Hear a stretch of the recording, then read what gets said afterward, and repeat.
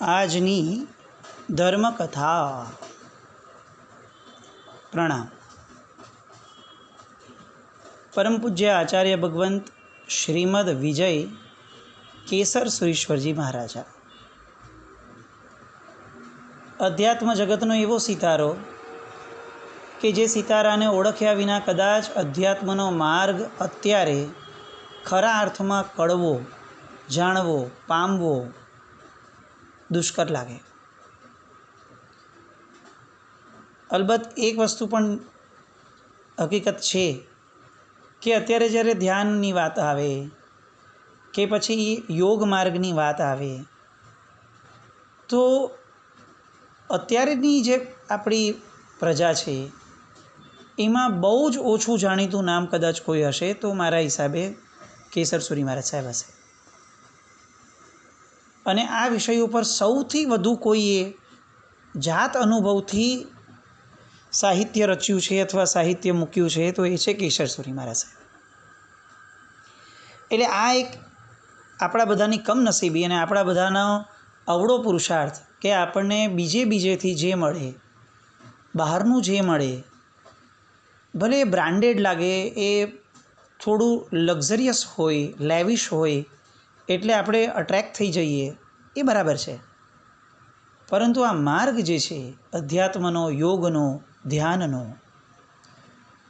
એ બાહ્ય આડંબરનો માર્ગ નથી, એ અનુભૂતિનો માર્ગ છે.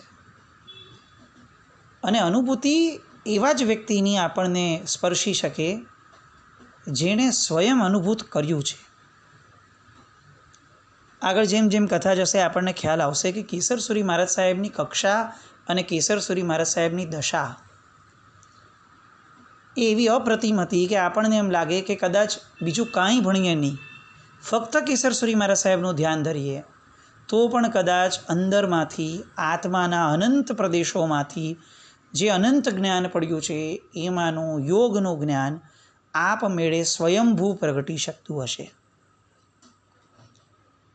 આવા કેસર સુરી મહારાજ સાહેબ. અને જે સમયે એમના માતાનું અવસાન થયું, જે સમયે 3 જ દિવસમાં માતાના અવસાન પછી પિતાનું અવસાન થયું, 6 દિવસની અંદર જાણે આખીને આખી ધરતી રસાતાળ થઈ ગઈ હોય, આખીને આખી જગતની વાસ્તવિકતા બદલાઈ ગઈ હોય, એ પરિસ્થિતિમાં આ કુટુંબ આવીને બેસી ગયું. કાળનો ક્રૂર પંજો.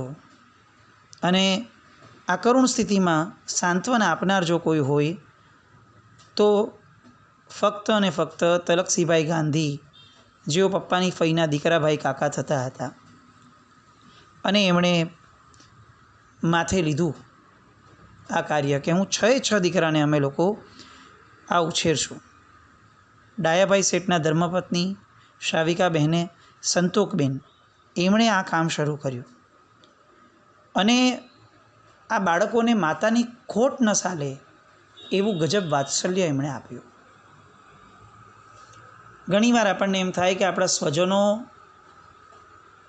એ આપણી સાથે કેમ આવ્યા હશે. કેટલાક સ્વજનોને જોઈ આપણને આવું થતું હશે કે આ મૈત્રીભાવ છે કે વૈરભાવથી આવ્યા છે, ઋણાનુબંધ છે કે વૈરાનુબંધ છે, એ ઘણીવાર પ્રશ્ન થાય આપણને. પરંતુ ક્યાંય કોક એવા વિરલા સ્વજનો હોય છે આપણા બધાના જીવનમાં કે જે આપણું અનપેક્ષિત કાર્ય એવી રીતે સંપન્ન કરી દેતા હોય કે આપણા મોઢામાંથી સહેજે નીકળી જાય કે આમને તો ભગવાને મોકલ્યા છે. સંતોકબેન આવા જ કંઈક ભગવાન સ્વરૂપે આ કુટુંબના જીવનમાં પ્રવેશ્યા. અને એક જમાનાની જાહોજલાલીવાળી જીવનની પદ્ધતિ એ કેટલીક નબળી અને કરુણ સ્થિતિમાં આવી. 3 ભાઈઓ મોટા, ખોડીદાસભાઈ, કેશવજીભાઈ અને હીરાચંદભાઈ, 3એ પોતાનો અભ્યાસ છોડી દેવો પડ્યો અને વ્યાપાર ધંધામાં જોડાઈ ગયા. વ્યાપારમાં કેટલોક સમય વીત્યો. ધીરે ધીરે વ્યાપારમાં પણ કળ પડવા લાગી અને સમજણના કારણે હવે વ્યાપારમાં ધીરે ધીરે વધુ રત થવા લાગ્યા. પણ કેશવજીભાઈની પરિસ્થિતિ કંઈક બીજી જ સર્જાવવા માટે જ થઈ હતી. એમને હવે આ વ્યાપારનો થોડો કંટાળો આવ્યો અને સહસા એમને એવો વિચાર આવ્યો કે શત્રુંજયની યાત્રા કરવા જાઓ. પરિવારજનોને પૂછ્યું, ત્રણેય ભાઈઓ,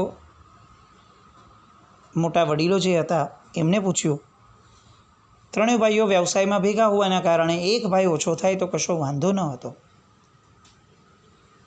આ એક આર્ય સંસ્કૃતિની બહુ મોટી સમૃદ્ધિ હતી, જે બાબતમાં આજે આપણે દરિદ્રતમ અવસ્થામાં છીએ. 3 ભાઈઓ, 5 ભાઈઓ, 6 ભાઈઓના કુટુંબો હતા. એક ભાઈ ધર્મ માર્ગમાં જોડાવા ઈચ્છે તો જોડાઈ શકે, એક ભાઈ ઘરના કોઈ કામમાં રોકાવા ઈચ્છે તો રોકાઈ શકે, એક ભાઈ બીજી કોઈ અન્ય જવાબદારીમાં જવા ઈચ્છે તો જઈ શકે. એને છૂટ હતી, કારણ કે આજુબાજુ એના 2-3 ભાઈઓ એની બધી વસ્તુ સંભાળવા માટે સક્ષમ રહેતા. આજે હમ દો હમારો એક, હમારે એક, હમ દો હમારે દો વાળી પરિસ્થિતિ આપણી. ઓલો શું કરશે? ધંધામાં ધ્યાન આપશે, ઘરમાં ધ્યાન આપશે, ધર્મ તો સાવ છેલ્લે નંબરે જશે બિચારાને. ઈચ્છા હશે તો પણ એ સમય નહીં કાઢી શકે. એમાંય ધંધા ગયા અને નોકરીઓ આવી, એટલે હવે તો એણે કોર્પોરેટ કંપનીઝના ગુલામીમાંથી પોતાના જીવનને બાકાત કરવાનું સ્વપ્ને પણ વિચારી ન શકાય. સંઘોની સ્થિતિ શું થશે? આજે આટલી બધી દીક્ષાઓ થાય છે કારણ કે આપણે મિડ સ્ટેજમાં છીએ. આપણી આગલી પ્રજા એ થોડી ઘણી પણ સમજુ હતી, તો આજે આપણે ત્યાં 2 ભાઈઓ 3 ભાઈઓ છીએ. એક જનરેશન જવા દેશું પછી તો દીક્ષાઓ કેટલી થશે એ પણ પ્રશ્ન ઊભો થશે. સંઘ કોણ ચલાવશે એ પણ પ્રશ્ન થશે, કારણ કે નોકરીઓ અને ધંધામાંથી ઊંચો જ ના આવતો વ્યક્તિ એ સંઘને પણ ક્યાંથી સમય આપશે? બહુ કરુણ અને દરિદ્ર સ્થિતિમાં અત્યારે આપણે પ્રભુના શાસનમાં છીએ કે જેમાં બહુ મોટો પ્રશ્નચિહ્ન આપણી પાસે ભવિષ્યનો છે. પણ આ 3 ભાઈઓએ, બાકીના ભાઈઓએ, બંને ભાઈઓએ કેશવજીભાઈને સાચવી લીધા અને કેશવજીભાઈ શત્રુંજયની યાત્રા કરવા ગયા. શુદ્ધ યાત્રાઓ, શુદ્ધ શ્રદ્ધાનપૂર્વકની યાત્રાઓ, અને એમાં પણ સાધુ ભગવંતોનો સમાગમ મેળવવાની ભાવના થઈ અને સાધુઓનો આચાર જોતાં જોતાં ગમવા લાગ્યો. અભ્યાસની લગ્ની લાગી. સાધુ ભગવંતો પાસે રહીને અભ્યાસ પણ વધાર્યો. અભ્યાસ કરતાં કરતાં જ્ઞાનસ્ય ફલમ વિરતિ, આ ભાવ અંદર પ્રગટ્યો. આત્મકલ્યાણની ઝંખના વધુને વધુ તીવ્ર થવા લાગી. એ વખતે ત્યાં મહારાજ શ્રી રાજ વિજયજી, હેમ વિજયજી અને ઉમેદ વિજયજી મહારાજ, આ 3 મહાત્મા પાસે કેશવજીભાઈનું જવાનું ખૂબ થતું. એમની પાસે જ વિદ્યાભ્યાસ કરતા, વૈરાગ્ય ભાવનાને પોષક એવા પુસ્તકો વાંચતા, અને ત્યારે એમને પુસ્તકો વાંચતાં વાંચતાં એવી અનુભૂતિ થવા લાગી કે બહુ વિપરીત સ્થિતિમાં આપણે જઈ રહ્યા છે. માનવી જેની માટે સર્જાયો છે એ તો આખા જીવન દરમિયાન કરતો જ નથી. સંસારની ઉપાધિમાં રહ્યાથી મનુષ્યનો મોટો ભાગ જીવનની સફળતા મેળવી શકતો નથી, અને આ મનુષ્ય જીવનને સફળ કરવા માટે, આ કર્મના કીચડથી દૂર થવા માટે દીક્ષા સિવાય બીજો અમોઘ ઉપાય કોઈ નથી. સંસારમાં રહીને ધર્મ થાય, પણ એને અમોઘ ઉપાય ન કહી શકાય, કારણ કે એ ધર્મ પણ સંસારીઓ જેવો અને સંસારીઓ જેટલો જ થાય. પૂર્વભાવની અંદર ક્યાંક ને ક્યાંક અટકાણા હશું, એટલે સંસારની આ ઉપાધિઓમાંથી છૂટવાનું મન થતું નથી. હવે જૈન શાસન મળ્યું છે, આવા સાધુ સમુદાયનો સમાગમ મળ્યો છે. હવે આ ભાવ જો હારી જાઓ તો ફરી ક્યારે મારી પર કૃપા વરસશે કોને ખબર છે. આવી ધારામાં આ કેશવજીભાઈ રમવા લાગ્યા. એમના ઉન્નત વિચારો, ઉન્નત જીવન જીવવાના શમણાઓ એને ગુરુ ભગવંતો પણ બહુ સરસ રીતે પોષણ આપવા લાગ્યા. એમણે મનથી સંકલ્પ કર્યો કેશવજીભાઈએ, અને રાજ વિજયજી મહારાજ સાહેબને કીધું કે સાહેબ મને દીક્ષા આપી દો. રાજ વિજયજી મહારાજ સાહેબે કીધું કે અમે એમને એમ દીક્ષા ન આપી શકીએ. તમે અત્યારે કોની નિશ્રામાં છો? તો કે મારા મામાની. તો કે તમારા મામાને પૂછવું પડે. મામાને પૂછાડવામાં આવ્યું મોસાળ પક્ષમાં. એમનું કહેવું એમ આવ્યું કે જુઓ, અમે તો આ બાળકોની જવાબદારી માત્ર લીધી છે. હવે જો આમાંથી અમે એને દીક્ષા અપાવી દઈએ તો લોકો એમ કહેશે કે આનાથી પડાતા નહોતા એટલે દીક્ષા અપાવી દીધી. અમે દીક્ષાના વિરોધી નથી. દીક્ષા ધર્મ શ્રેષ્ઠ છે, પણ વ્યવહાર ધર્મ નિંદા એવું અમારે નથી કરવું. એટલે અમારી સાહેબ એવી વિનંતી છે કે એકવાર કેશવજીભાઈને વઢવાણ કેમ્પ મોકલી દો. એમના મોટા ભાઈ ખોડીદાસભાઈ છે ત્યાં, એ વડીલ જે કે એ રીતે કરાવો સાહેબ, પણ અમારે ત્યાં છે ત્યાં સુધી આ વસ્તુ અમને યોગ્ય લાગતી નથી. સાહેબને પણ વાત યોગ્ય લાગી અને એમણે ખોડીદાસભાઈ પાસે મોકલ્યા. વઢવાણ કેમ્પ ગયા. અહીંયા આવ્યા, વૈરાગ્યની વૃત્તિ ખૂબ વળી, પણ સંસારની અંદર કોઈ મન ચોંટતું નથી. દીક્ષાના રંગે જે મન રંગાયું, હવે એને આ સંસારના રંગો એ બેરંગી લાગે અને એની કોઈ મોહની ધારા હવે પ્રગટી શકે એવી સ્થિતિ જ ન રહે. અને એમાં પણ પૂર્વભવથી આવી યોગ સાધના લઈને આવેલો જીવ, એની બાબતમાં તો વિકલ્પ કરવો એ પણ નિષ્ફળ પ્રયોજન છે. કોઈ જગ્યાએ સાહેબ આસક્ત થતા નથી. મોજ શોખના તમામ સાધનોમાંથી મનને ઉઠાવી અને એમણે વૈરાગ્યમાં જાણે મૂકી દીધું હોય એ રીતનું જીવન, અંતરંગ જીવન તેઓ જીવતા હતા. આજુબાજુના લોકો પણ સમજી રહ્યા હતા કે આ દીક્ષા લેવા તૈયાર થયો છે, પરંતુ હજી પણ લોકોને એવું લાગતું હતું કે એ પરિપક્વ થાય, એનો ઉદય થાય દીક્ષાનો, ત્યારે કરશું. કારણ કે સંસારની એક સહજ માન્યતા છે કે પુરુષાર્થ એ તો કર્મમાં હોય, ધર્મ એ તો ભાગ્યના ભરોસે મૂકવાની વસ્તુ છે. આ આપણી બહુ સામાન્ય માન્યતા, કોમન. ધર્મ ક્યારે કરવાનો તો કે પછીથી કરશું, મૂકો ભાગ્યના ભરોસે. પુરુષાર્થ ક્યારે કરવાનો કર્મ માટેનો કે આજે જ કરવાનો. કમાવવા ક્યારે જવાનું તો કે આજે જ જવાનું. અને પુણ્ય કમાવવા ક્યારે જવાનું તો કે એ હમણાં ઊભા રહો, સિઝન પતી જાય પછી જવાનું. ધર્મ હંમેશા આપણી માટે ભાગ્ય ભરોસે મુકાવાની વસ્તુ રહી છે. અને અર્થ પુરુષાર્થ, કામ પુરુષાર્થ એ આપણી માટે ઓલવેઝ પ્રાયોરિટી રહી છે. અને આ જ કદાચ ફરક છે આપણામાં અને મહાપુરુષોમાં. કેશવજીભાઈ, એમનો દ્રઢ સંકલ્પ બધાને ખ્યાલમાં આવવા લાગ્યો. પોતે પણ આ બધું કઈ રીતે વહેલું મળી શકે એની વિચારણામાં હતા. બહુ વિચારક જીવ હતા સાહેબ.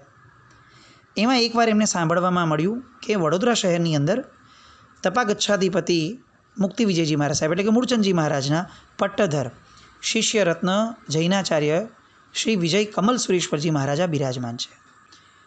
વડોદરા કોઠીપોળમાં એ સમયે સાહેબ હતા. સાહેબની સાથે લબ્ધિ વિજયજી મહારાજ, ભાવ વિજયજી મહારાજ સાહેબ, રંગ વિજયજી મહારાજ સાહેબ આદિ ગુરુ ભગવંતો પણ બિરાજમાન હતા.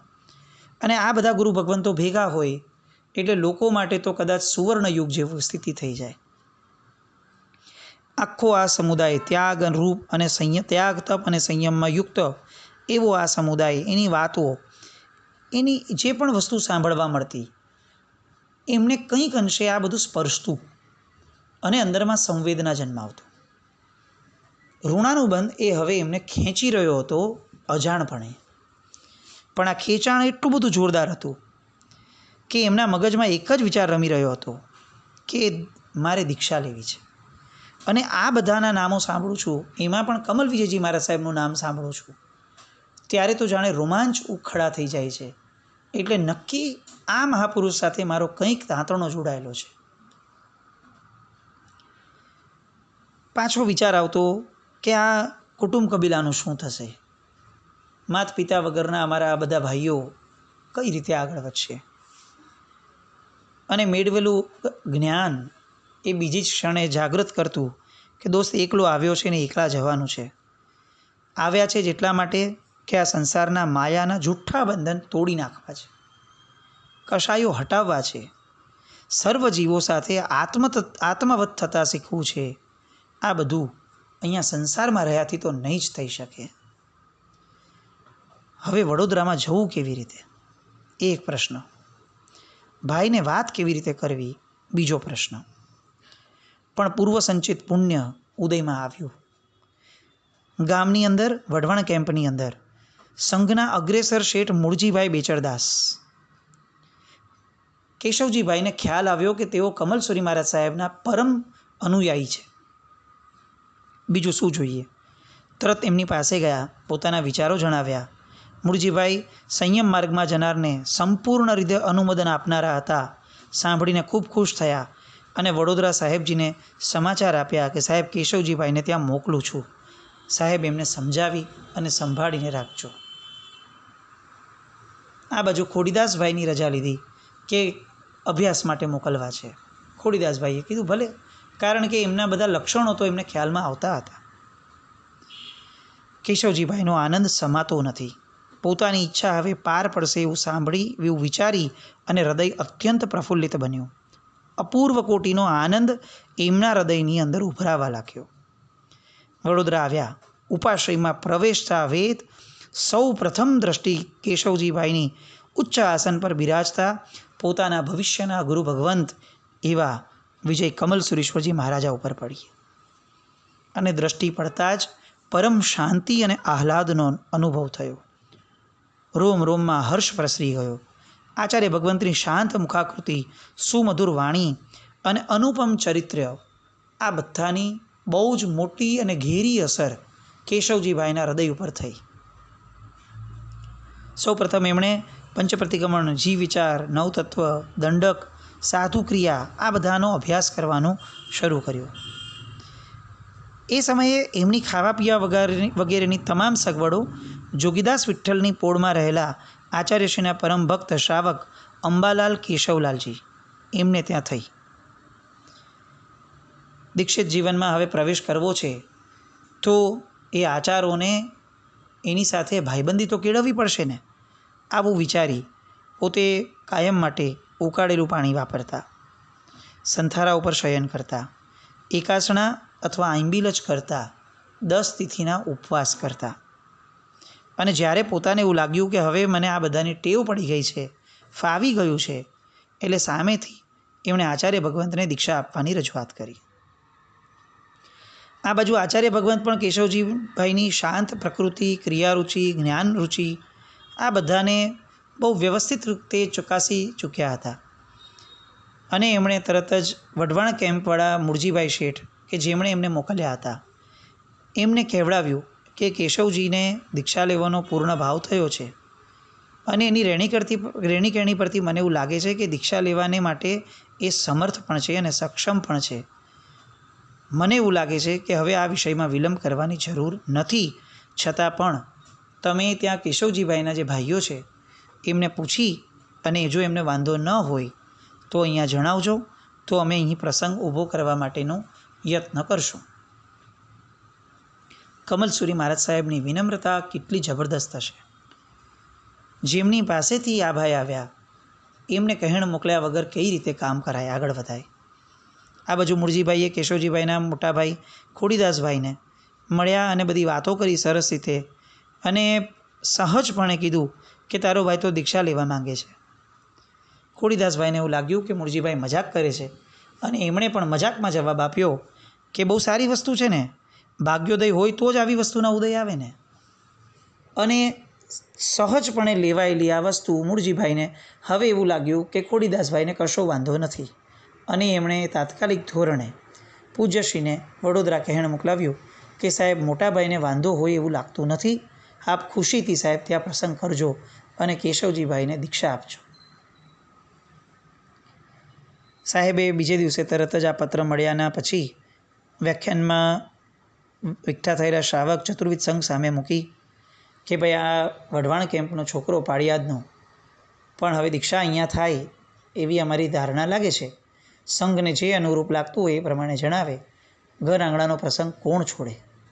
સંઘે એક સૂરે વધાવી લીધી આ વાતને. અને એ વખતે શેઠ અંબાલાલ કેશવલાલ કે જેમના ઘરે કેશવજીભાઈ વડોદરામાં વાપરતા હતા એમને મનમાં ભાવ પ્રગટ્યો કે આવો શુભ પ્રસંગ મારે ત્યાં હોય તો કેવું સારું. ઘરે આવી પોતાના ભાઈ વાડીલાલભાઈ અને પોતાના કુટુંબમાં આ વિચાર રજૂ કર્યો કે આપણે બધા તો બીજા ઘણા શુભ પ્રસંગો ઉજવ્યા છે અને ઉજવીશું પણ ખરા. છોકરા છોકરીઓ પરણાવી અને લાવો લેશું, પણ આ બધું અંતે તો સંસાર વૃદ્ધિનું જ કારણ થવાનું ને. સંસાર પરિમિત કરવાનો, સંસારથી મુક્ત થવાનો માર્ગ જે દિશામાં છે, જેને આપણે સ્વીકારીએ છીએ અને જેમાં આપણું શ્રદ્ધાન છે, એ દિશામાં જો કોઈ એક બાળક યુવાન જવા ઈચ્છતો હોય તો એ પ્રસંગ આપણા ઘરેથી થાય, એનાથી રૂડું શું?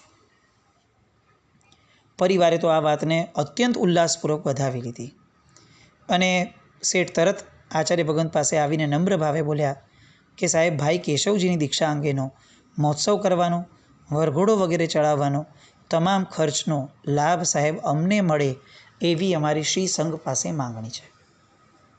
સેમ વસ્તુ સાહેબે ફોરવર્ડ કરી ચતુર્વિધ સંઘને અને વ્યાખ્યાન દરમિયાન આ વાતને હોંશે હોંશે વધાવી લેવામાં આવી અને અઠ્ઠાઈ મહોત્સવ આદરાયો.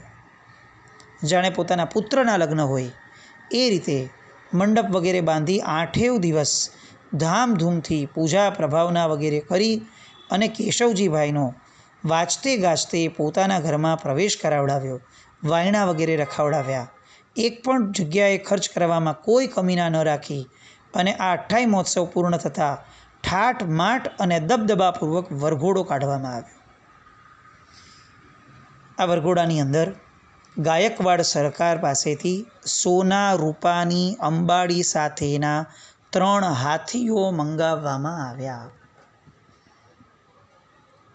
કેશવજીભાઈ સોના રૂપાની અંબાડીમાં બેઠા બેઠા આ જગતના ચોગાનની અંદરથી પોતાના આત્માને મુક્ત કરવાનો વિચાર કરવાનો અને એ આચરણમાં મૂકવાનો જે પ્રયત્ન કરી રહ્યા છે, એ પ્રયત્ન દીક્ષા સ્વરૂપે પરિવર્તિત થઈ કઈ રીતે આમને આગળ વધારે છે. આ સોના રૂપાની અંબાડીઓ, એની અંદર બેઠેલો આ આત્મા, એ આગળ જીન શાસનને સોના રૂપાથી પણ કંઈ ઘણું મૂલ્યવાન એવું જ્ઞાન જે આપવાનું છે, એની બધી વાતો આવતીકાલથી જોઈએ. ફરી પાછું જીનાજ્ઞા વિરુદ્ધ કંઈ પણ બોલાયું હોય તો મિચ્છામિ દુક્કડમ જૈનમ જયતિ શાસનમ.